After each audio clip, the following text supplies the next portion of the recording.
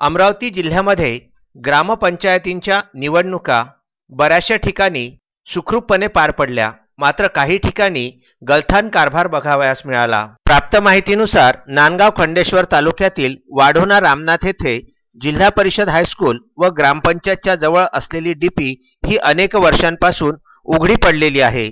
त्यामधील सर्व प्लेट्स आणि फ्यूज सुद्धा अत्यंत खराब अशा परिस्थितीमध्ये आहे। त्यामुळे शाळेतील विद्यार्थी यांच्या जीवितवाला धोका निर्माण झालेला आहे।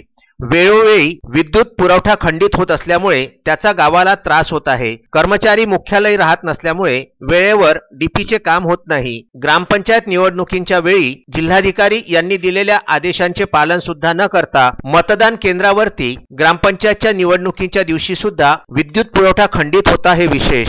विदर्भ न्यूजच्या प्रतिनिधीने यावेळी वाढोणा रामनाथ येथे भेट दिली व माहिती विचारली असता गावकऱ्यांनी माहिती दिली की ही डीपी अनेक दिवसांपासून आहे त्या परिस्थितीमध्येच आहे। शिवाय येथील विद्युत पुरवठा हा नेहमी खंडित होत राहतो। येथील कर्तव्यावर असलेले अभियंता व कर्मचारी हे कधीच गावामध्ये मुख्यालय राहत नसल्यामुळे हा त्रास वाढोणावासियांना नेहमी सहन करावा लागत आहे। यावेळी भाजपा तालुका सरचिटणीस भाऊराव भारसके, पत्रकार गणेश माटोडे, नितीन गायधनी, रामदास लांडगे, नंदकिशोर बनारसे, आकाश हरणे, जीवन बनारसे, विनोद जिरापुरे, प्रभाकर वाघमारे व प्रमोद गिरे यावेळी उपस्थित होते।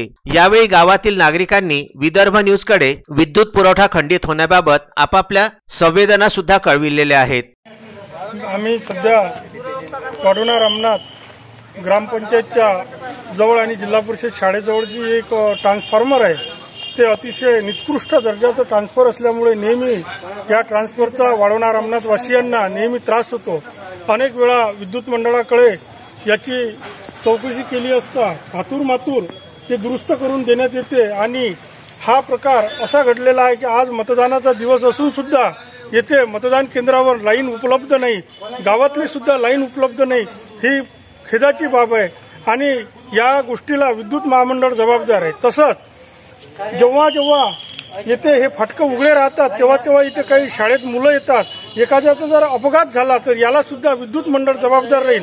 आणि जर हे ट्रान्सफर पूर्णपणे याच्यानंतर 15 दिवसात 8 दिवसात जर दुरुस्त नाही झालं तर आम्ही सर्व गावकरी मंडळी एक आंदोलनाचा मार्ग स्वीकारल्याशिवाय राहणार नाही। वाढोणा रामनाथ येथून विदर्भ न्यूज करिता सागर व्यवहारे यांचा हा वृत्तांत।